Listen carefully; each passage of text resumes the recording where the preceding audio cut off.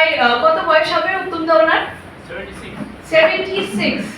তাহলে অনেক দিন উনি সোসাইটিকে অনেক কিছু দিয়ে এসছেন এবং এখনো দিচ্ছেন। তাই উত্তম দার খুব একটা জিনিস আমার ভালো লাগলো, উনি বললেন যে আমি কারোর কাছ থেকে ইন্সপায়ার অতটা হতে পারিনি যত আমি আমার মামার কাছে হলাম। কারণ আমরা যারা যারা বড় বড় কাজ করে গেছে তাদের ব্যাপারে পড়ি, কিন্তু সেভাবে তাদের দেখি না। কিন্তু উত্তম দা সেটা দেখেছেন এবং ওনার মামার কাছে ইন্সপায়ার হয়ে এই অর্গানাইজেশনটা শুরু করেছেন 28 ডিসেম্বর 2022-এ। বয়স অনেক কম, কিন্তু বিশ্বাস করবেন না এই কটা দিনে উনি অনেক কিছু করে ফেলেছেন এবং পরবর্তীকালে একটা স্পোর্টস ইউনিভার্সিটি, সেটা ওয়েস্ট বেঙ্গলে একটাও নেই। যারা এখানে বসে আছে তারা বলতেই পারবে আমরা ওয়েস্ট বেঙ্গলে থেকে এত স্পোর্টস নিয়ে মানে we are so much into it, but এখানে আমাদের একটা স্পোর্টস ইউনিভার্সিটি নেই। সো ফিউচার প্ল্যানিং রাদার চেষ্টায় রয়েছেন যে আমরা একটা স্পোর্টস ইউনিভার্সিটি খুলতে পারি। অ্যান্ড ডেফিনেটলি আজকে যাদের আমরা সম্মানিত করব কোথাও না কোথাও এই স্পোর্টস দিয়েই রিলেটেড আছেন।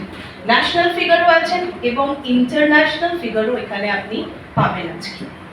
কিছুটা আপনাদের বলে দিই এই অর্গানাইজেশন আর কি কি করে সেটা আপনাদের জানানোর জন্য আমি খুবই উৎসুক, কারণ এটা একটা non profit organisation.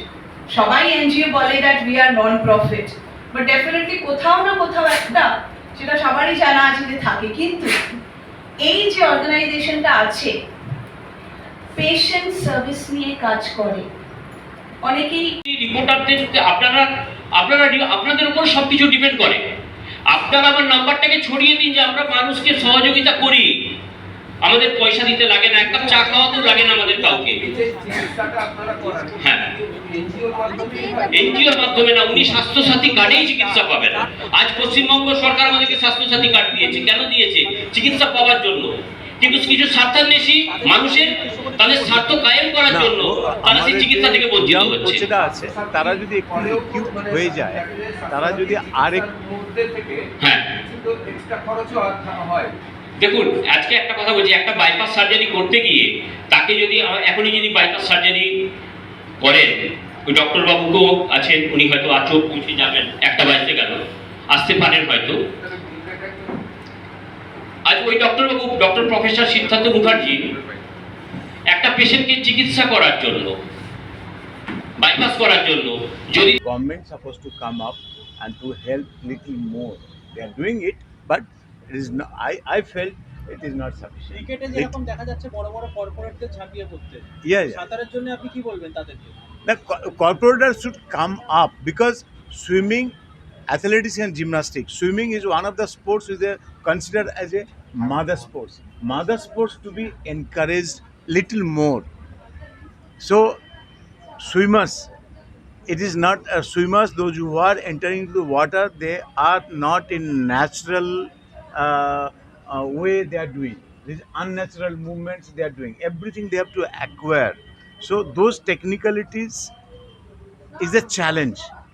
So is challenge overcome করে যখন তারা আর একটু এগিয়ে আসছে, তখন সেই সময়টা একটা সাপোর্টের দরকার।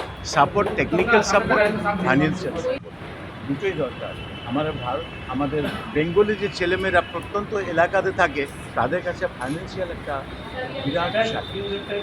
ওইখানটা একটু যদি সাপোর্ট দেওয়া যায় থ্রু ক্লাব, থ্রু স্পোর্টস, যারা সুইমিং ক্লাব আছে যেসব ক্লাবগুলো, সেই ক্লাবগুলোকে ডাইরেক্ট যদি একটু হেল্প করা যায়, তারাই তো কাজ করছে এর পেছনে।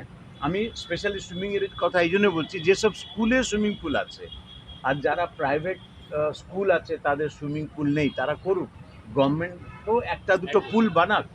গ্রামে যদি একটা পুল দিয়ে দেওয়া হয়, আমার মনে হয় আজকে যদি পুল হয়, within 2 years time Bengal will dominate in India.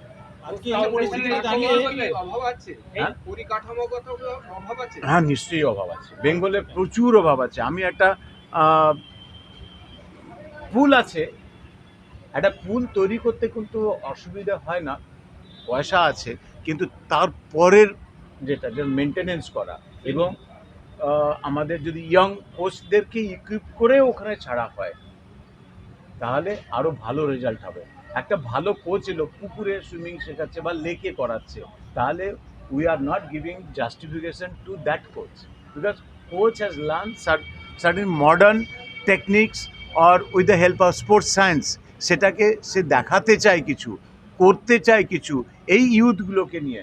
তো ওই পুকুরে বা একটা লেকে সেটা সব কিছুটা মানে 25% হতে পারে, কিন্তু 100% হয় না। একটা সুইমিং পুল হলে অ্যাটলিস্ট 80% আমি পেয়ে গেলাম। যে উদ্যোগটা এটাকে আপনি কি বলবেন? কোনটা? ওএসএস ফাউন্ডেশনের যে উদ্যোগটা এটা কি? হ্যাঁ, এটা তো ইউনিক, দ্যাটস ওয়াই। বা মানে আমি তো বলবো এরকম একটা সংস্থাকে সকলে মিলে কর্পোরেট সংস্থাগুলো যেন এগিয়ে আসে, এবং তাদের তো সিএসআর ফান্ড আছে, তারাই সেইভাবে এটা কিন্তু এগিয়ে এসে এটাকে সাপোর্ট করলেই একটু 25% সাপোর্ট করে দিক। এই 25% সাপোর্টেই আমি বলছি, আমি তো পুরো ভারতবর্ষটা দেখেছি, এর চেহারাটা কি, এই 25% সাপোর্টেই Bengal will be on top in India at least. সভাতেও বললাম, তার উপরেও একটা কথা বলি, স্যার এতক্ষণ যে কথাগুলো বলে গেলেন, সুইমিং এটা কিন্তু স্বাস্থ্যেরই আরেকটা পার্ট, ঠিক আছে? এই সুইমিংটাকে যদি আমরা সত্যিকারের ওয়েস্ট বেঙ্গলে যে অভাবটা রয়েছে, সেই অভাবটা যদি আমরা অর্গানাইজেশনের তরফ থেকে পূরণ করতে যদি পারি, তাহলে আগামী দিনে শয়ে শয়ে ছেলে, গ্রাম বাংলার প্রত্যন্ত গ্রাম বাংলার ছেলে মেয়েরা, তারা কিন্তু আজ একটা বৃহৎ জায়গা কিন্তু তৈরি করতে পারে।